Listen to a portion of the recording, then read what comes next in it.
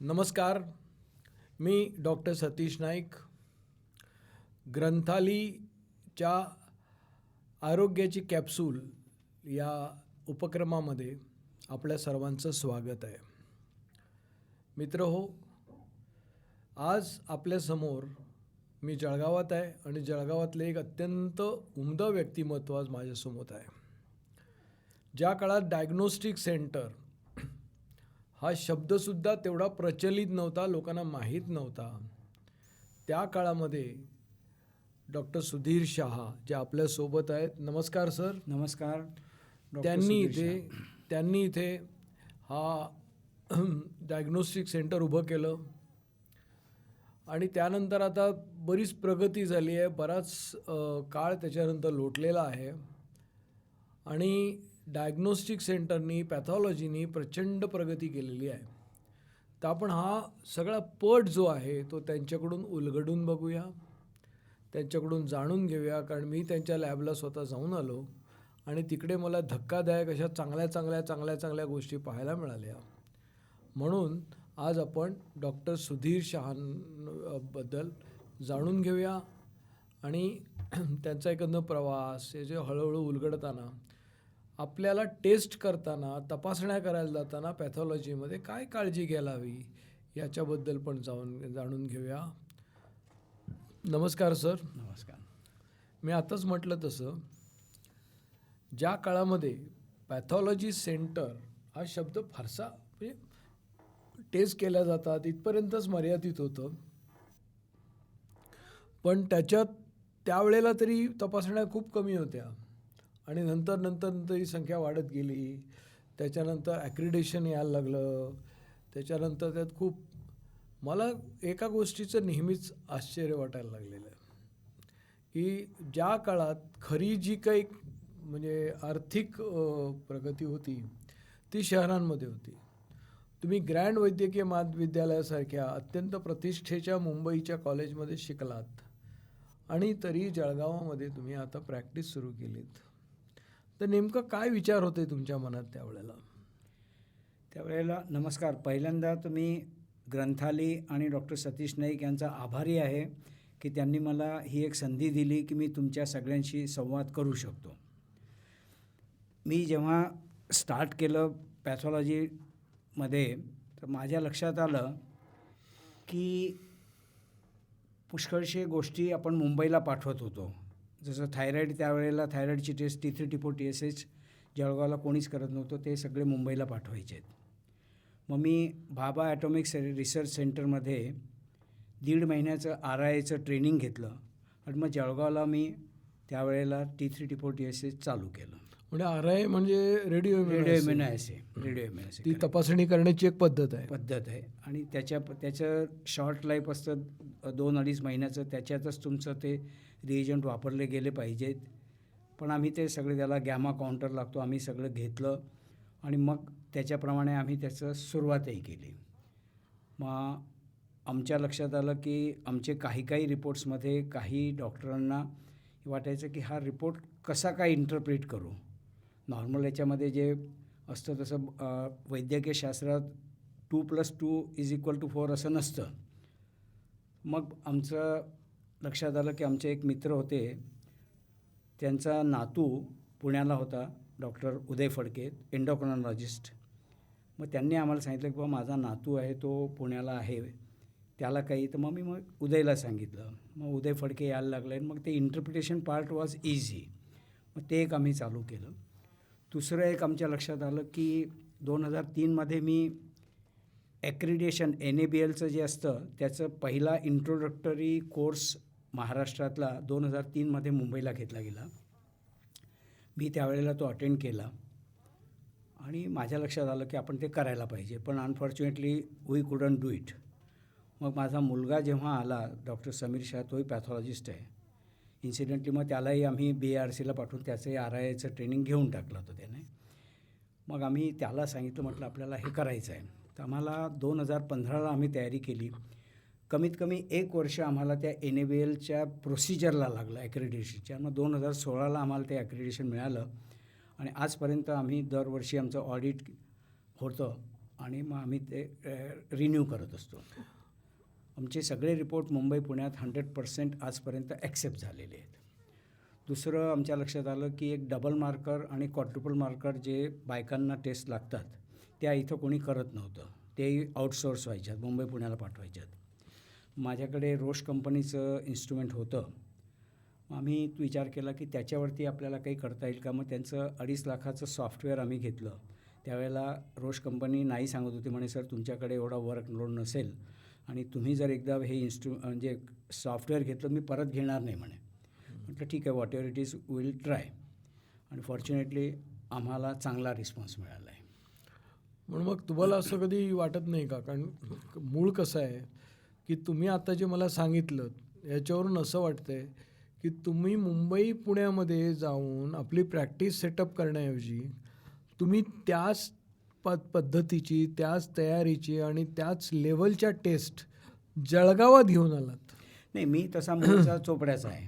अच्छा, म्हणजे हां, जवळ. म्हणजे मला Jalgaon was not nothing new. पण ॲट द सेम टाईम मी जेव्हा बॉम्बेहून जळगावला आलो तेव्हा मला वाटलं मी कुठं खेड्यात फसलो आहे का. पण ते मग हळूहळू I got use to it.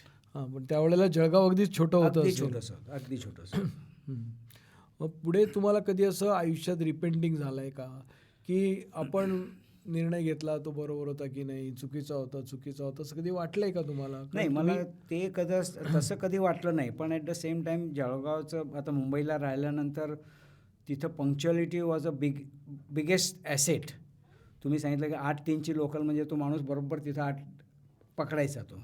इथं जळगावला बिगिनिंगमध्ये मी जेव्हा आलो तेव्हा लक्षात आलं की लोकांनी जरी आपल्याला 8:30ला रात्री जेवायला बोलवलं असेल आणि आपण 8:30ला गेलो तो लुंगीमध्ये फिरतोय, तू इतनी जल्दी आ गया म्हणून म्हणणार. म्हणजे मग ती पंक्च्युअलिटी नव्हती इथं. पण लोक खरंच चांगले आहेत आणि I am happy that I have taken that decision. त्यामुळे तुमच्या डोळ्यासमोर जळगावची प्रगती आहे. 100% फारच चांगली प्रगती आहे. आणि तुम्हाला कधी रिपेंटिंग वाटलं नाही, उलट तुम्हाला असं झालं की आपण जळगावकरांना अधिक चांगली सोय देतोय. हो, आणि फॉर्च्युनेटली आमचे जे डॉक्टर PN पाटील सर आहेत ते आमचे भीष्म पितामह आहेत. त्यांनी आम्हाला गाईड केलं. मी आज ओपनली सांगू शकेल की आमच्या पॅथॉलॉजिस्टमध्ये जसं एक नॉर्मली अदरवाईज जो एक द्वेष असतो किंवा दुसऱ्याबद्दल आपण वाईट बोलतो, फॉर्च्युनेटली आमच्या पॅथॉलॉजी कम्युनिटीमध्ये आम्ही कोणीच पॅथॉलॉजिस्ट दुसऱ्या पॅथॉलॉजिस्टबद्दल खराब बोलत नाही. म्हणजे ते एक चांगलं पॉईंट वाटतं. पण असं नाही वाटत तुमचं एक कौतुक आहे म्हणून? कारण काय माहिती आहे का की प्रत्येक गोष्टीमध्ये नवीन गोष्टीत जाताना तुम्ही काही स्टँडर्ड्स ठेवलेत. पण आता उदाहरणार्थ मी जेव्हा तुमच्या लॅबमध्ये आलो होतो त्यावेळेला आधी पहिल्यांदा आपण लोकांना एक सांगूया का की NABL म्हणजे याचा अर्थ काय, कारण आपल्याला लोकांना इथपर्यंत सगळं माहीत नसतं. तर थोडं NABLबद्दल आपण सांगू, म्हणजे स्टँडर्ड एक लॅबॉरेटरीचं कळेल. आणि त्याच्यात मी पुढचा प्रश्न तुम्हाला विचारतो याच्याबद्दला. NABLचा अर्थ आहे नॅशनल ॲक्रिडेशन बोर्ड फॉर लॅबोरेटरीज. ही एक सेंट्रल बॉडी असते आणि असं बघायला गेलं तर only 1% labs in India they have got NABL. आपण त्या कॅटेगरीत आहोत. जवळपासच्या 8 ते 10 डिस्ट्रिक्टमध्ये त्यावेळेला कोणालाच NABL नव्हतं. आता काही लॅबमध्ये त्यांनी सुरुवात केलेली आहे. जळगावला अजूनही कोणी घेतलेलं नाही आहे. याच्यामागे परिश्रम भरपूर असतात. डेली आपल्याला इंटरनल कंट्रोल डेली त्या 30-40 टेस्ट जे असतील त्यांचं जे पॅकेज असेल ते सगळ्या टेस्ट मॉर्निंगलाच तुम्हाला रन कराव्या लागणार. त्या टेस्ट तुमच्याकडे दुपारी येवोत की नको त्याच्याशी त्यांचा काही संबंध नसतो. आणि काही जे टेस्ट असतात we call them external control, त्या महिन्यातून एकदा तरी एकदा तरी नाही कराव्याच लागतील तुम्हाला जर NABL पाहिजे असतं. आणि NABLचं आमचं ऑडिट होतं जेव्हा प्रत्यक्ष 2 डॉक्टर्स येतात. दोनदा KEMचे आले होते, एकदा नागपूरचे आले होते, एकदा इंदोरचे आले. तर असे भरपूर अलग अलग ठिकाणाहून लोक येतात आणि ते तुमचं ऑडिट करणार, तुमचं NC म्हणजे नॉन कन्फर्मन्सी काढणार आणि तुमचं काही चुकत असेल तर ते करेक्ट करून मग तुम्ही वरती पाठवलं की मग तुमचं हे होणार. आणि याचा फायदा हा झाला की आम्हाला शिस्त लागली. आम्ही शिस्तप्रिय होतो, पण ती जी एक डॉक्युमेंटेशन ज्याला म्हणूया ते कोणीच करत नव्हतं. अर्थात ती खरंच खरडेघाशी आहे. म्हणजे कधी तर मला वाटतं की ह्या NABLचा काय अर्थ आहे. सामनेवाल्या पेशंटला काय समजतं की तुमची लॅब NABL आहे का नॉन NABL आहे, त्याला काहीच फरक पडत नाही. पण मला माहिती आहे की मला फरक पडतो. मला माहिती आहे की माझा रिपोर्ट जर मुंबई पुण्यात गेला तर तो NABLचा शिक्का बघून 101% तो ॲक्सेप्ट करणार आहे, तो परत कधीच रिपीट करायला लावणार नाही. त्यामुळे त्या गॅरंटीमुळे आणि काही काही ज्या इन्शुरन्स कंपन्या आहेत त्यांनी देखील आम्हाला त्याच्याचमुळे केलं. आता रिसेंटली मागच्या वर्षीच जळगावमध्ये for the first time drug ट्रायलच्या झाल्यात, त्याच्यामध्ये त्या लोकांनी आमचं हे घेतलेलं आहे. म्हणजे एक प्रकारे असं बघायला गेलं तर तुमच्यावर कोणीतरी वॉच ठेवतंय. हो हो तुमच्या रिपोर्ट्समध्ये खूप अचूकता यायला पाहिजे म्हणून असतंय आणि त्यामुळे तुमची जी प्रोसेस आहे त्याच्यावर लक्ष दिलं जातं. तुम्ही काय करता काय नाही. तुम्ही म्हणालात आता की रोज तुम्ही जवळपास सगळ्याच गोष्टी बघता, प्लस महिन्यातून एकदा बाहेरची एजन्सी येऊन याच्यावर लक्ष देते. म्हणजे एक प्रकारे पेशंटला अचूक रिपोर्ट मिळण्यासाठी म्हणून जे लागतं ती NABL आहे. मान्य सर? मान्य आहे. हो. आता आपला हा कार्यक्रम जो चालला आहे तो मुळात जीवनशैली किंवा जीवनशैलीचे संबळे प्रश्न याच्यामुळे चाललेला आहे, त्याच्याबद्दल बोलतो आपण. तर साधारणतः तुम्ही काय रेकमेंड कराल NABL किंवा ह्याच्या माध्यमातून किंवा इतर कुठल्याही माध्यमातून यातल्या सगळ्या साधारण टेस्ट कुठल्या करायला पाहिजेत? आता मला 53 वर्ष मेडिकल प्रॅक्टिसमध्ये झाली. बिगिनिंगच्या इयर्समध्ये मी कधीच लहान मुलांचा डायबिटीस बघितला नव्हता, पण तो आत्ताच्या रिसेंटली एक 20-25 वर्षामध्ये मी अगदी यंग डायबेटिक मी पेशंट बघतो की त्यांना लाईफलाँग इंजेक्शन घ्यावंच लागेल, त्यांचं ग्लुकोज मीटरवरती त्यांचं चेंजेस करावं लागतील. आणि कितीतरी यंग पेशंट्सला अगदी सडपातळ, ज्याला आम्ही इंग्लिशमध्ये टोफी म्हणतो, thin outside and fat inside, दिसायला अगदी स्लिम अँड ट्रिम, तरी देखील अशाही लोकांना हार्ट अटॅक येतो. तर याचा अर्थ कुठंतरी समथिंग वॉज रॉंग समवेअर, पण ते कुठं काही पिन पॉईंट होत नव्हतं. मग मी भरपूर वाचलं, मग लक्षात आलं की जेव्हापर्यंत तुम्ही तुमची लाईफस्टाईल चेंज नाही करत त्यापर्यंत तुम्ही कितीही श्रम केलेत, कितीही मॅरेथॉन केल्यात, कितीही डाएट कंट्रोल केला तरी तुमचं कमी होणारच नाही, लाईफस्टाईल चेंजेस नाही केले तर. मग मी ते लाईफस्टाईलच्या याच्यावरती जास्ती भर द्यायला लागलो.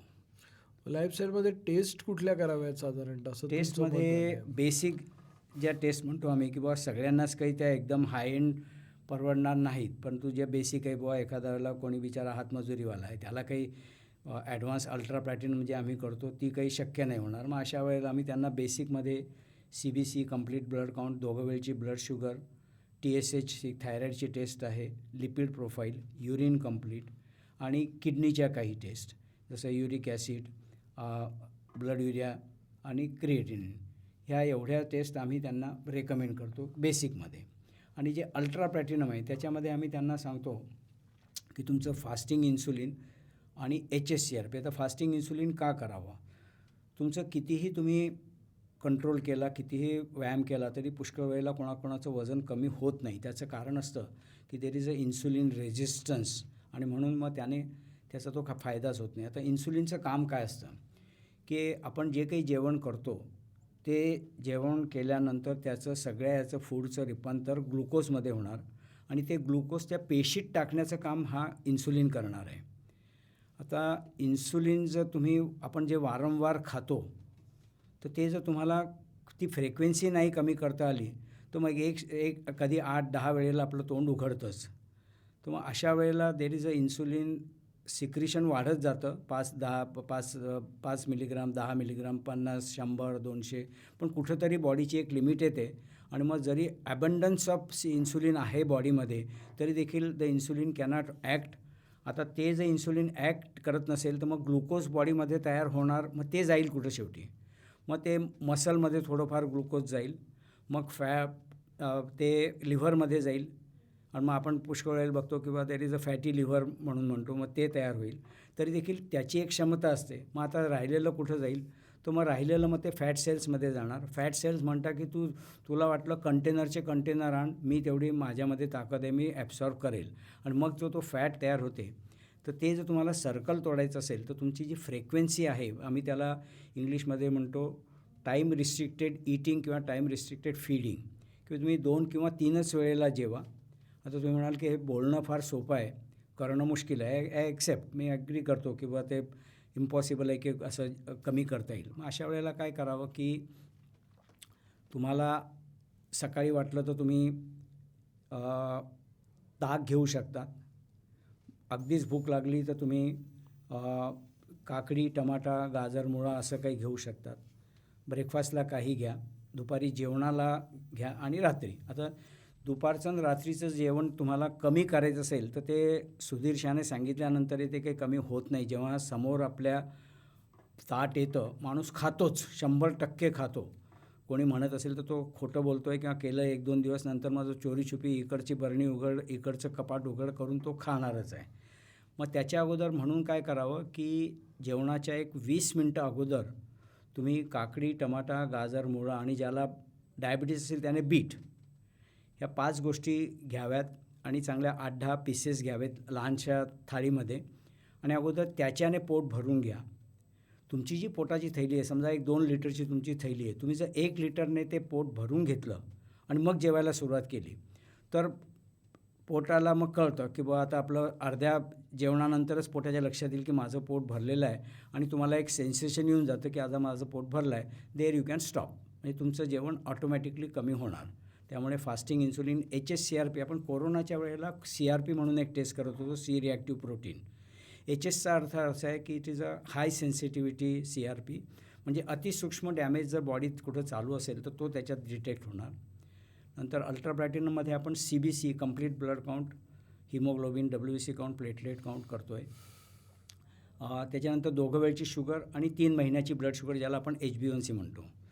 तर आता पुष्कळसे लोक म्हणतील बाबा मला डायबिटीस आहे, मी कशाला HbA1c करावा. त्याचा फायदा हा असं असतो की तुम्ही नॉर्मल आहात की प्री डायबिटिक आहात की डायबिटिक. ती जर व्हॅल्यू अप टू 5.6 असेल तर यू आर 100% ॲब्सोल्युटली नॉर्मल. ती जर व्हॅल्यू 5.7 to 6.4 पर्यंत असेल तुम्ही प्री डायबिटिक आहात आणि 6.5 अँड अबव ऑन 2 ऑकेजन्स मग तुम्ही पक्का डायबिटिक आहात. मग तुम्हाला ते एक कळू शकतं. नंतर तुमच्या लिव्हरच्या सगळ्या टेस्ट, किडनीच्या सगळ्या टेस्ट, जळगावला समहाऊ आय डोंट नो, पण जळगावला किडनीच्या टेस्ट म्हटल्या म्हणजे ब्लड युरिया नायट्रोजन, क्रिएटिनिन आणि युरिक ॲसिड ह्या 3च टेस्ट होतात. सोडियम पोटॅशियम ह्या जळगावला कोणीच करत नाही. तुम्ही मुंबईला गेलात तर तुमचं सोडियम पोटॅशियम बाय डिफॉल्ट ते इलेक्ट्रोलाइट ते करूनच घेतात. त्यामुळे माझ्याकडे कोणी पेशंट आला तर मी त्याला विचारतो, तू हे जे KFT किंवा RFT जे करणार आहेस ते जर मुंबईला नेणार असेल तर मग सोडियम पोटॅशियम टाक. मग ते करून घेतो आहे मी. लिव्हरच्या सगळ्या test. Homocysteine is a separate risk factor for atherosclerosis. तुमच्या ज्या रक्तवाहिन्या असतात त्या जाड होत आहेत का ते बघण्यासाठी. T3, T4, TSH. नंतर व्हिटॅमिन D, व्हिटॅमिन B12 आणि युरिन, एवढं सगळं आम्ही रेग्युलरली करतो.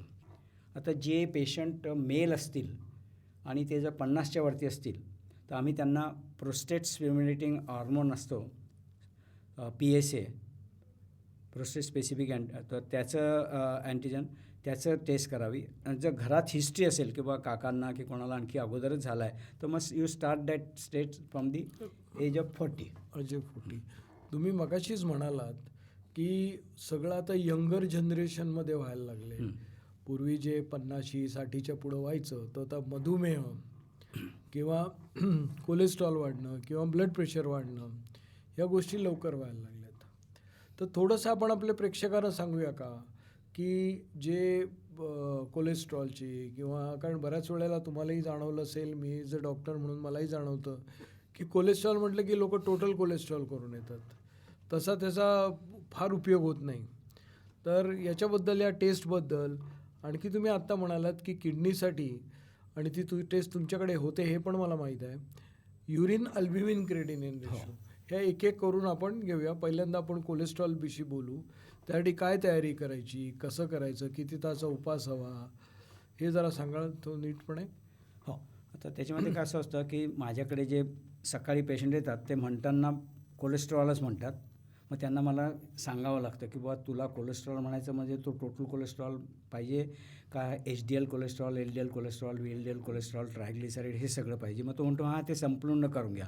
मग आम्ही त्याला सांगतो त्याचं नाव लिपिड प्रोफाईल आहे, मग आम्ही ते करून घेतो. त्याच्यासाठी कमीत कमी 10 ते 12 तासाचं फास्टिंग पाहिजे. पाणी पिऊ शकतात. तुमचे मेडिसिन काही घेत असाल तर डेफिनेटली तुम्ही घेऊ शकतात, पण चहा, दूध, coffee as far as possible घेऊ नये. अनलेस अगदीच बाहेरगावचा माणूस आहे कोणी आणि त्याने काहीतरी थोडासा चहा घेतला असेल तर मी मग एंडोक्रायनॉलॉजिस्टला विचारलो. त्यांनी सांगितलं म्हणे सर थोडंसं घेतलं असेल तर काही हरकत नाही. So we have started accepting. पूर्वी आम्ही स्ट्रेट वे रिफ्यूज करत होतो, पण मग ते बिचारे 150-200 मैलपासून आलेले असतात. तर त्यांचं म्हणणं पडलं गेंड्रोकॉनस की बाबा ठीक आहे, थोडंसं याच्याने काही एवढा फरक पडणार नाही आहे, तर यू कॅन स्टार्ट. आणि आपल्या मनात युरोपियन लोकांमध्ये कोलेस्ट्रॉल वाढलेलं असतं. आपण नॉर्मली दूध जास्ती घेणारे लोक आहोत, मिठाई जास्ती घेणारे, त्यामुळे आपल्या पॉप्युलेशनमध्ये ट्रायग्लिसराईड्स हे जास्ती असतात आणि म्हणून तुम्हाला त्याच्यासाठी फास्टिंग इज एसेन्शियल. बरोबर, फास्टिंग आपल्याला लागतंच. हां. 12 तासाचं फास्टिंग पाहिजे. त्यात पाणी घेता येईल आणि बाकी काय खायचं नाही खायचं असं नाही. तुमचं म्हणणं आहे. कधीतरी थोडंसं झालं तर चालेल, हां. कारण एवढ्या लांबून लोक येतात, त्यांना परत जाऊ नये म्हणून आहे. करेक्ट. याच्या पलीकडे आणखी काही गोष्टी, पर्टिक्युलरली आपण डायबिटीजबद्दल बोलतो. हां. डायबिटीजसाठी सुद्धा 12 तास फास्टिंग पाहिजे का 8 तासाचं चालतंय? 8 तासाचं चालतं, 12 तासाचं असतं तर प्रेफरेबल असतं.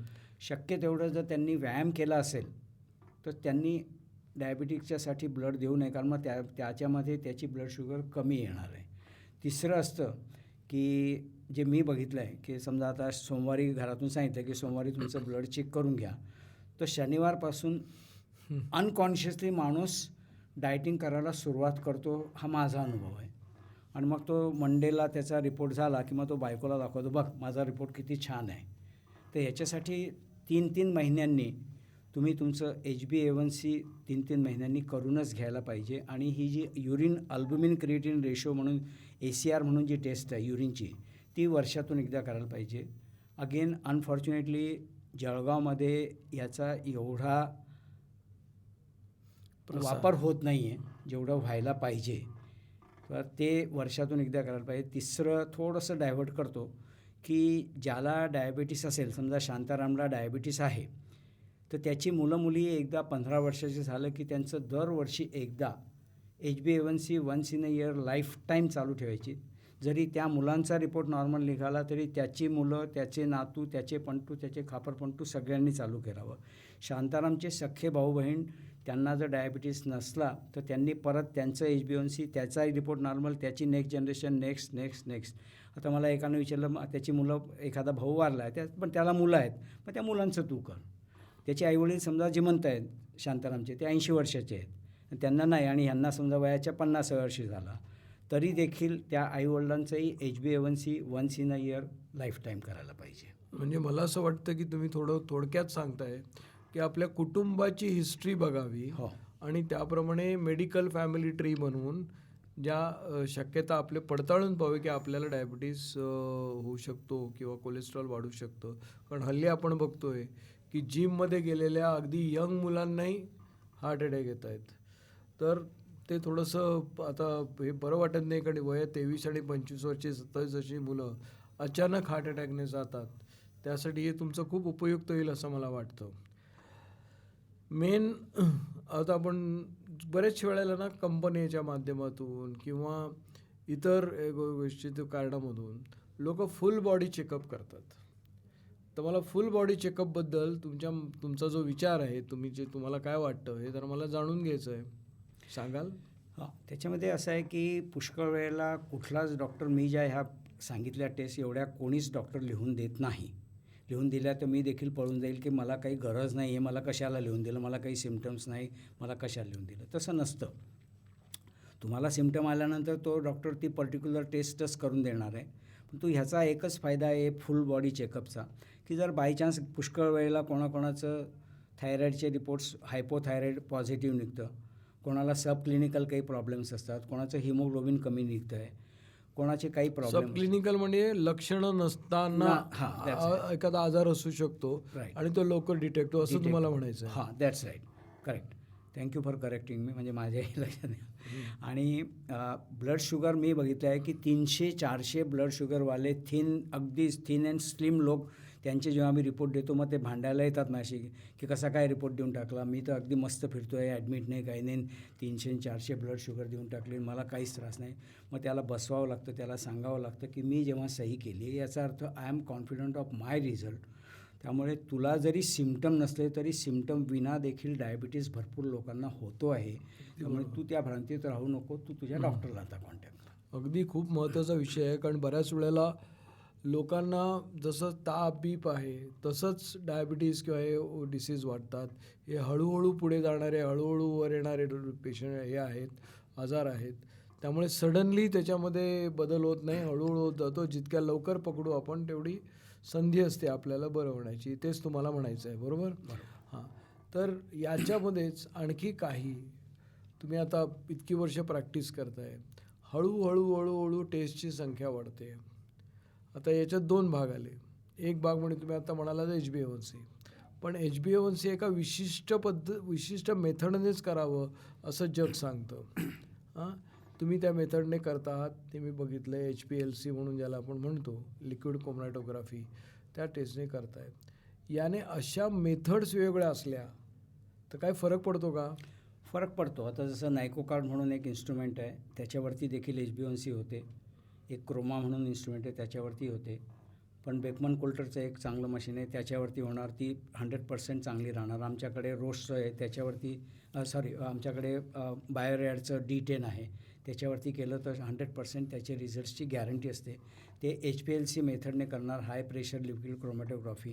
आणि त्यांचं जे असतं त्याला आम्ही जे म्हणतो NGSP सर्टिफाईड आणि IFCC ट्रेसेबल, म्हणजे ह्याचे रिझल्ट्स त्यांनी वर्ल्ड ओव्हर सगळ्यांची कंपेअर करून मग ते तुम्हाला देत असतात.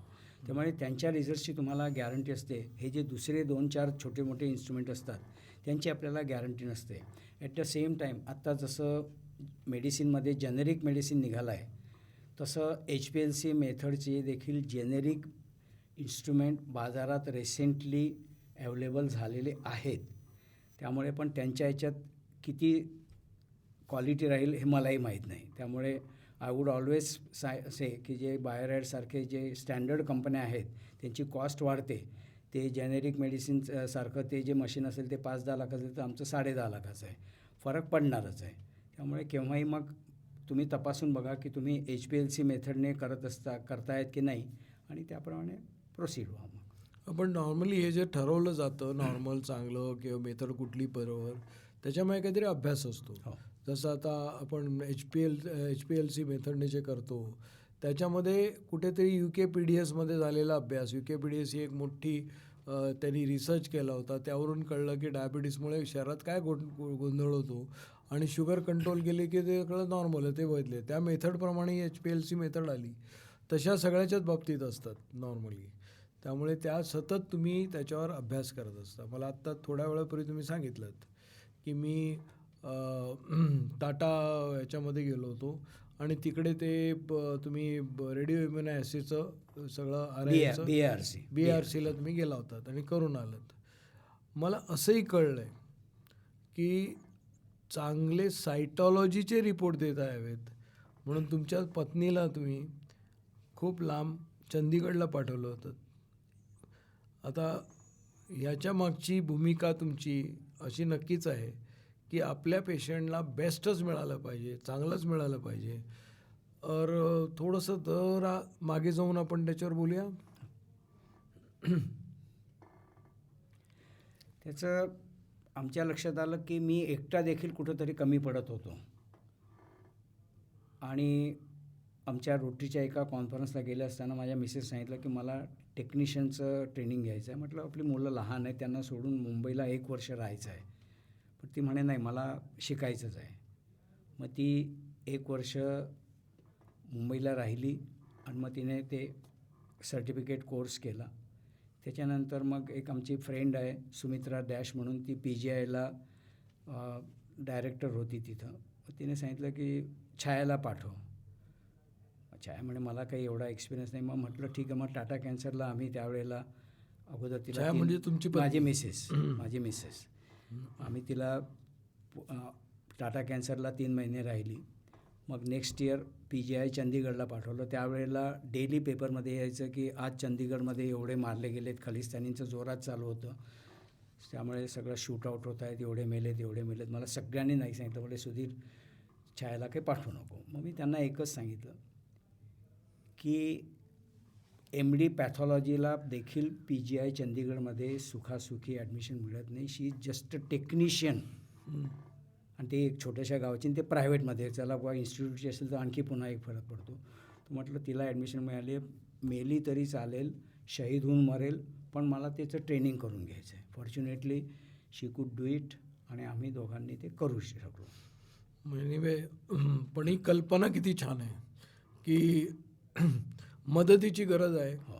पण सोबत त्यांना अतिशय चांगलं ट्रेनिंग घेऊन मगच सुरू करायची ही पद्धत. ही तुमची कल्पना खरंच मला कौतुकास्पद वाटली. आता आपल्याला मुख्य गोष्ट अशी आहे की कॅन्सर हा सध्याचा एक कळीचा विषय आहे. कॅन्सरच्या बाबतीत काही तपासण्या आहेत का? त्या तपासण्या आपल्याला काय सांगतात? पहिल्यांदा तर कॅन्सर जास्ती होण्याचं कारण एक तर मेनली डिटेक्शनही वाढलं आहे. पूर्वी काही याच्याने वाढला तर आपल्याला कळत नव्हतं की तो कशाने वाढला म्हणून. आता ते कळतं आहे. At the same time over exposure of certain radiation unnecessarily जर तुम्ही पेट स्कॅन, CT स्कॅन, एक्सरेज हे जर तुम्ही अननेसेसरीली करत असाल तर त्याच्याने देखील, त्या रेडिएशनने देखील चान्सेस आहेत. तुमची लाईफस्टाईल जर चांगली नसेल तर again you are expose to it. तुमचं जे बाहेरचं पोल्युशन एवढं वाढलेलं आहे की त्याच्याने देखील कॅन्सर म्हणा, डायबिटीस म्हणा, हार्ट अटॅक म्हणा याचंही प्रमाण वाढलेलं आहे. आणि ह्याच्यासाठी तुमची जर लाईफस्टाईलच खराब असेल तर मग तुम्हाला हे प्रॉब्लेम येऊ शकतील. म्हणून आत्ता थोड्या वेळापूर्वी जे आपण बोललो की PSA माणसाने करून घ्यावा, कारण माणसाला जसं बायकांना गर्भाशयाचा कॅन्सर हा सगळ्यात कॉमन कॅन्सर हे सगळ्या जगाला माहिती आहे. माणसाला प्रोस्टेटचा कॅन्सर हे कितीतरी लोकांना माहिती नाही आहे. मी जेव्हा त्यांना सांगतो तर ते माझ्याकडे असे बघतात की हे क्या बोल रहा है म्हणून. पण ॲक्च्युली त्यांना माहितीच नाही आहे की त्याच्यामुळे पुष्कळसे लोक मरत आहेत. मग ते PSAची टेस्ट करावी. आणि ज्यांना बायकांचं आहे त्यांनी ॲट दी एज ऑफ 35पासून सुरुवात करावी. पॅप्समेअर म्हणून एक तपासणी असते की ती गर्भाशयाचा कॅन्सर अर्ली कॅन्सर होणार किंवा कॅन्सर होण्याच्या अगोदरच्या स्टेजमध्ये देखील ते आपण डिटेक्ट करू शकतो. बायकांनी त्यांचं सेल्फ ब्रेस्ट एक्झामिनेशन करून घ्यावी. त्याच्यासाठी काही डॉक्टरकडे गरज नाही. आणि जर त्यांना असं वाटलं किंवा मला काही लंप वाटतो आहे तर पुष्कळसं आपल्या इंडियामध्ये संकोचामुळे त्या बायका आपल्या नवऱ्यालाही सांगत नाही, मग leave about meeting a doctor. तर तिथं सांगावं. सर लंब म्हणजे गाठ हां सॉरी गाठ असेल तर ती गाठ चटकन त्याचं काय असेल विश्लेषण करून घ्यावं. नॉट नेसेसरी की प्रत्येक गाठ म्हणजे कॅन्सर आहे असं नाही आहे, पण to let that doctor decide. आणि ते लवकर स्टेजला गेल्यानंतरच मग करता येईल. आपण वाट बघतो आणि ते मोठा गोळा झाल्यानंतर मग पळापळ करतो. तर म्हणून ते एक सेल्फ ब्रेस्ट एक्झामिनेशन. दुसरं CA-125 हे ओव्हरीसाठी आहे. CA-19.9 पॅनक्रियाटिक कॅन्सर हा आत्ता फार कॉमन झालेला आहे. May be because of the लाईफस्टाईलमुळे, पण भरपूर लोकांना पॅनक्रियाटिक कॅन्सर होतो आहे. आणि मग तुमचं CBCमध्ये तुमचं ल्युकेमिया, मायलोमा, मल्टिपल मायलोमा, हॉजकिन्स हे सगळे तुम्हाला डिटेक्ट करता येतात. म्हणजे एक प्रकारे कॅन्सरवर पण खूप आता तपासण्या झाल्या. त्याच्यात अनेक प्रकारचे कॅन्सरचे तुम्ही आत्ता आम्हाला सांगितलं. CA-125 म्हणा किंवा CA-19.9 हे बेसिकली अँटीजेनच आहेत, तर आपण शोधतो. मला आणखी एक गोष्ट हल्ली जाणवते, ती म्हणजे दिवसेंदिवस लोकांमध्ये हाडांचे प्रश्न, हाडं ठिसूळ झाली आहेत, कमजोर झाली आहेत, याबद्दल प्रश्न येतात. कित्येकांचे गुडघे दुखत आहेत, कित्येकांचे कंबर दुखते आहे. बेसिकली ह्या सगळे प्रश्न जेवढं वय वाढतं आहे, वयोमान वाढतं आहे लोकांचं जगण्याचं, तेवढे जास्त होत आहेत. तर याच्याबद्दल लवकर जागरूक होण्यासाठी काय करता येईल? काय आहेत टेस्ट? त्याच्यामध्ये पहिली गोष्ट तर आहे की परत तुमचं टेस्ट करण्याच्या अगोदर तुम्ही तुमची लाईफस्टाईल सुधारा. तुमचं खानपान सुधारा. तुमच्या जेवणामध्ये हिरव्या पालेभाज्या भरपूर आल्या पाहिजेत, सकाळ संध्याकाळ दोघंही वेळेला. तुमचं काकडी, टमाटा, गाजर, मुळा ज्याला मी म्हणालो की सॅलड म्हणतो, ते जास्ती पाहिजे. आपली जी प्रतिकारशक्ती आहे, मी थोडासा डेव्हिएट होतो आहे, तुमची जी प्रतिकारशक्ती आहे ती मोठ्या आतड्यामध्ये 300 अब्ज मायक्रोबायम असतात, ज्याला आपण बॅक्टेरिया, व्हायरसेस आणि फंगस, आणि ते 50% आर गुड, 50% आर बॅड. ते तुमचं सगळं प्रतिकारशक्ती ते मॅनेज करत आहे. तर तुम्हाला जर त्यांचं चांगलं करायचं असेल तर तुम्हाला तुमची लाईफस्टाईल चांगली ठेवावीच लागेल. आणि ह्या ज्या हाडांच्यासाठी जे आहे, पूर्वी लोक 2-2, 4-4, 5-5 मैल फिरायला जायचे. आता सध्या घरातल्या घरात देखील कोणी फिरत नाही आहे. त्यामुळे कुठंही जायचं असतं तर प्रत्येकजण कारचा वापर करतो आहे. पायी पायी कोणीच चालत नाही आहे. पहिली गोष्ट म्हणजे तुम्ही तुमचं वॉक चालू करा. तिसरं, तुमचं ज्या तपासण्या असतात त्या तुमचं डॉक्टर, आणि ह्याच्यामध्ये एक सांगू इच्छितो की जरी जे सगळं सांगतो आहे मी, हे सगळे रिपोर्ट तुमच्या डॉक्टरांना दाखवून त्यांच्या सल्ल्यानुसारच काहीही करा. गुगल डॉक्टर होऊ नका. Don't start treatment on your on. ह्या रिपोर्टमध्ये काही निघालं देखील तरी त्याला ट्रीटमेंट द्यायची की नाही, लेट दॅट डॉक्टर डिसाईड. तुम्ही ते करू नका. म्हणजे सेल्फ मेडिकेशन नको. सेल्फ मेडिकेशन नको. आता ह्याच्यामध्ये ठिसूळपणा वगैरे जो येतो त्याच्यासाठी काही टेस्ट असतात की कॅल्शियम, फॉस्फरस, नंतर व्हिटॅमिन डी, आणि काही वेळेला जर कॅल्शियम वाढलेलं असेल तर मग आम्ही त्यांना PTH म्हणून एक टेस्ट असते ती करायला सांगतो. तर ह्या सगळ्या दॅट इज बेसिकली हॉर्मोन आहे कुठला तरी. पॅराथायरॉइड हार्मोन असतो तो hormone आहे. PTH, तो करावा लागतो. म्हणजे त्या ग्रंथी आपल्या थायरॉइडच्या मागे असतात आणि That's it. त्याच्या हाडाच्या सगळ्या चलनवलनामध्ये त्यांचं काम असतं. राईट. म्हणजे मुलं लहान असताना सुद्धा ती जर वाढ चांगली होत नसली, काय होत नसली, तरी आपल्याला पॅराथायरॉइड बघायला लागतो का? हो, पॅराथायरॉइड तिथेही बघायला पाहिजे. आणि थायरॉइडही भरपूर लोकांमध्ये पॉझिटिव्ह निघतो आहे. तर मला वाटतं की लाईफस्टाईलमुळे भरपूर ते चान्सेस वाढत आहेत. तर तुम्ही सबक्लिनिकली तुम्हाला असं कधी वाटलं की बुवा काही प्रॉब्लेम आहे तर मी असं सांगेल की बुवा तुम्ही थायरॉइडची टेस्ट करून घ्यायला काही हरकत नसते. प्रेग्नन्सीमध्ये थायरॉइडचं किती महत्त्व आहे गरोदरपणामध्ये? त्याच्यामध्ये असं राहील की जर एखाद्या स्त्रीला प्रेग्नन्सी झाली आणि ज्या दिवशी डॉक्टर म्हणतो तुमची प्रेग्नन्सी टेस्ट पॉझिटिव्ह आहे, तर इमिजिएटली तिने थायरॉइडच्या टेस्ट करायच्या, तो रिपोर्ट डॉक्टरांना दाखवायचा आणि मग त्यांचं जे काही गोळ्या औषध असेल, कारण मग त्यावेळेला आई आणि बाळ 2 लोकांच्या रिक्वायरमेंट असतात. परत 5व्या महिन्याला आणखी एकदा ब्लड चेक करायचं, तो रिपोर्ट डॉक्टरून काही डोस ॲडजस्ट करायचा असेल तर तो करा. सगळ्यात महत्त्वाचं की जे बाळ जन्माला येईल त्याचं 5व्या दिवशी ब्लड चेक करा की आईला थायरॉइड आहे तर बाळाला आहे की नाही.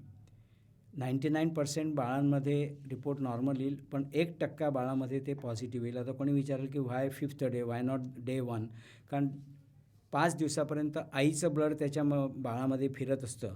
5 दिवसानंतर ते आईचं ब्लड निघून जातं आणि मग प्युअरली त्या बाळाचंच ब्लड राहील आणि मग जर त्याच्यात ते पॉझिटिव्ह आलं तर याचा अर्थ त्याला आहे.